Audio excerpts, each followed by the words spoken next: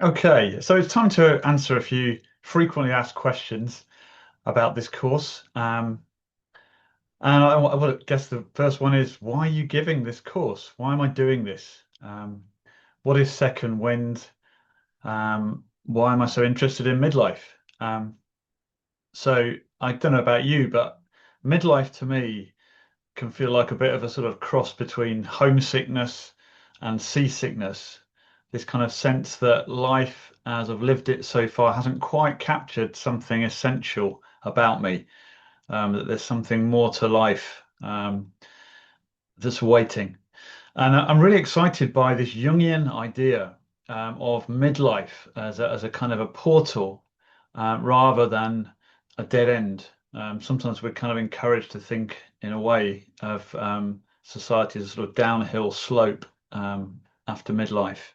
And Jung was really clear about it. No, this is your chance to individuate and to become most fully yourself that you possibly can. This opportunity to reclaim parts of ourselves that we've stuffed away in the first half of life. And we do that in order to be loved and accepted or to do well in the world.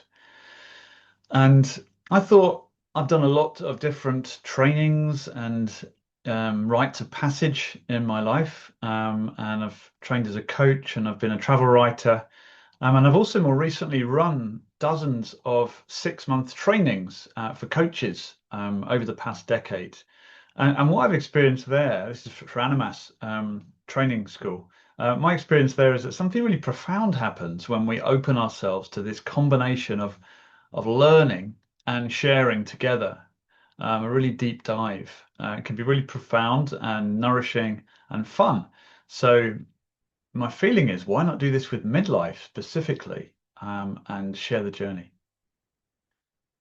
So, second question, who is this course for? Well, anybody in midlife, really, and that could cover anything from your 30s to your 60s or above. You can decide for yourself if you resonate with what we're offering. Um, I've done a lot of training of coaches. This training isn't specifically for coaches, although very welcome. But I'll be drawing on a very strong transformative coaching approach just to encourage really deep listening of each other, and also exercises that encourage sharing our own experiences, um, discovering our own inner compass, if you like, and really holding space for the sort of shifts that will shape our onward journey. And I basically designed the kind of course I would love to be on.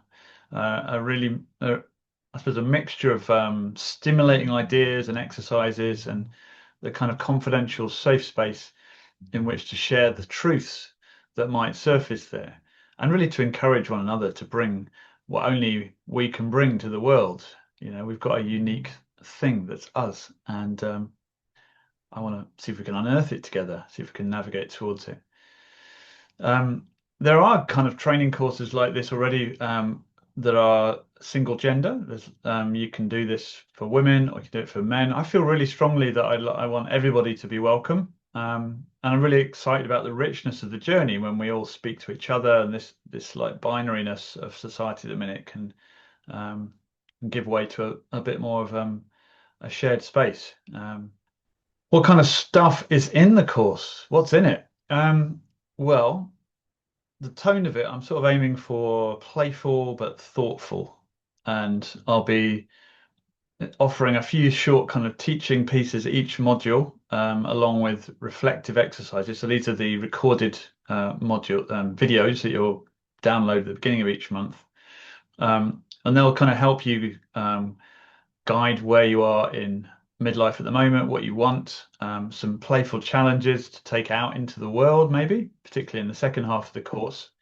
And it'll also fold in some bonus material like readings or some of the best sort of poetry on midlife, perhaps, where I think that will really enrich things. Um, I've obviously got some great content, which I started last year, and that's gone down really well. But I'm going to deliberately be recording the video content month by month, so that means I can respond to what's coming up during the training, the live bits, and the community, to make it more immersive and interactive, and also to kind of keep me on my toes a bit. So the first module is a bit of a primer, if you like. You might expect that. I'm going to talk through the animal archetypes, where they came from, what they each represent, what energies they are that provide this structure of the course. Come back to that in a minute. But also some of the overarching ideas that I think are really helpful to, plotting our journey through midlife, like Jung's concept of the shadow, and this part of us that we repress or hide or deny in order to get on okay in our early first half of life. And also projection, how that's a really useful diagnostic tool, so that what really irritates me most in other people in midlife is probably mine. It's probably something inside me that I'm still trying to stuff down. And actually, I could start to own some of that. And, my experience is that transforms into something useful, and also releases the kind of golden shadow, if you like, inside all of us. Which Jung was really clear. Once we start to mine the shadow, some of our best qualities get to come out. Modules 2 to 5 dig deeper into each of the four energies, starting with the mutineer, the resistance, which is often where we begin in midlife. It's often where we kind of trundle to a halt, or I do anyway. Why can't I get myself to do the stuff that I always used to be able to do? Where willpower's kind of ground to a halt a bit. And we'll carry on through. Again, I'll talk you through that. The final modules are a kind of way to consolidate it all and really anchor our new direction and our learnings, because my hope is that we are going to finish in March, April with, a really renewed sense of vitality and on our own particular mission in the world. What's the aim of the course?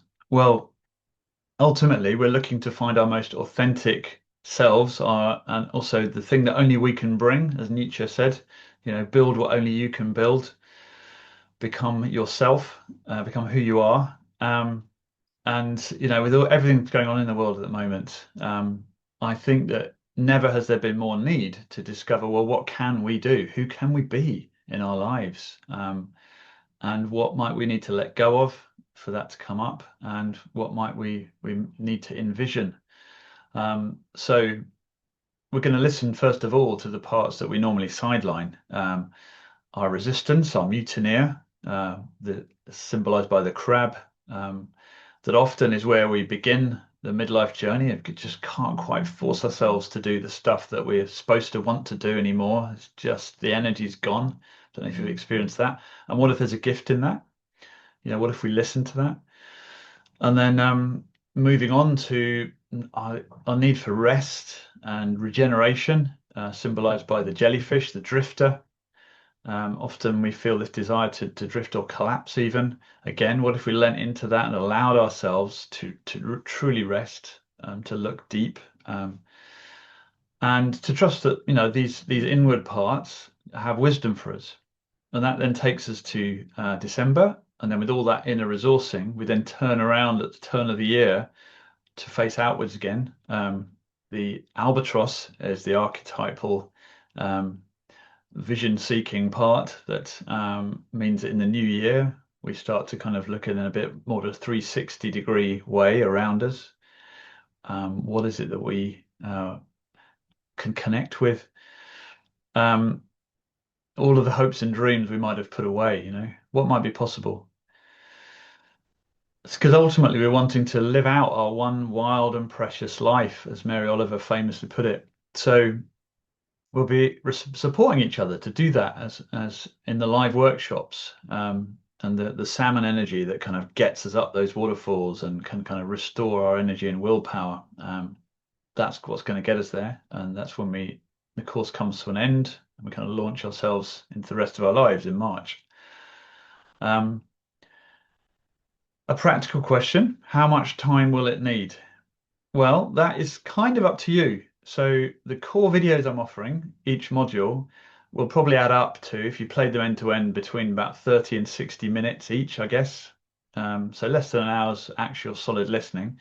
And then you can spend as little or as much time as you want in the reflective exercises. There'll be bonus material and some reading suggestions. So you can have a really rich brew, or you can rattle through it if you're short of time. But yeah, do try and show up to the 90-minute Zoom, because that will really help consolidate, and also, that feeling of doing it with other people can be really enriching. So towards the end of each month, we'll be having that. So if you add all that together, plus our online discussion community, which we'll have in a WhatsApp community, you'd probably budgeting a few hours a month, or on average, I don't know, an hour a week. And we're all busy people, of course. So um, if you find that you get to the end of the month, you haven't had time to play all the videos, don't let that stop you coming to the Zoom call and to hang out with others. Yeah, no tests or anything. I've been to a few live Zooms on other courses where I haven't quite done the watching, so no shame there. The main thing is that we get to experience that forward motion and a sense of connection. Do I have to do the sociable bit on Zoom? Not at all. If you know that actually you much prefer to go in and deep and journal it and kind of, maybe communicate on the online forum, or not at all, that's fine too. There's no compulsion to come to the live modules. If you do come though, I definitely try and make it to the first one of the 2 October dates, so you really meet the people you'll be traveling with, and if you can stick to the same day, either Wednesday or Friday each month, that will give you some continuity.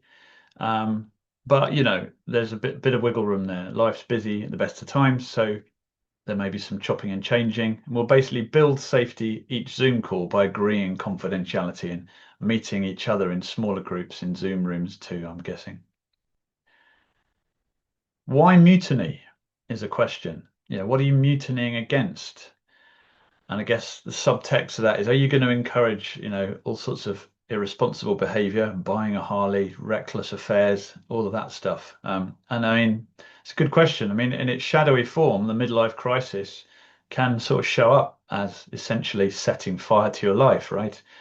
All of these classic cliches of, you know, walking out of our responsibilities. I'm absolutely not recommending that kind of mutiny. Um, in fact, I'm not recommending anything. I'm holding space really for our journeys. But my hope is that by listening deeply to ourselves and to each other, and daring to kind of look at dreams and hopes and parts of ourselves that we've put away, we just find conscious and fulfilling ways to show up and bring our fullest selves to the world in the time we've got left. So the mutiny is a mutiny from restrictive patterns which are no longer serving us. Um, and the journey therefore is into a wider sense of who we are in the world. This may mean big changes, and some of them may be painful as well as liberating. I've had some big changes myself, so no guarantees. Can't make any promises either way about what the outcome will be, but trusting that with support rather than any advice, we'll all make our most sort of integrated and mature choices. So it's a kind of rich and deep kind of mutiny, the sort that liberates and enriches rather than avoids or tears down. That's the plan.